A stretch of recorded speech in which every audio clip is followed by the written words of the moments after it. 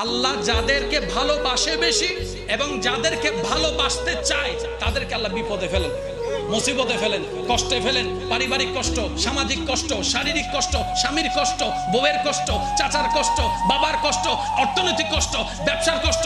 যখনই দেখবেন কোন ইমানদার ইমান থাকা সত্ত্বেও কষ্ট আসতে শুরু হয়েছে, তাহলে বুঝে নেবেন আল্লাহ আপনার গুনাহগুলোকে পবিত্র করতে চাচ্ছেন। আপনার এই কষ্ট দিয়ে গুনাহ মাফ করে দিবেন, আপনার দরজাকে বুলন্দ করে দেওয়ার চেষ্টা।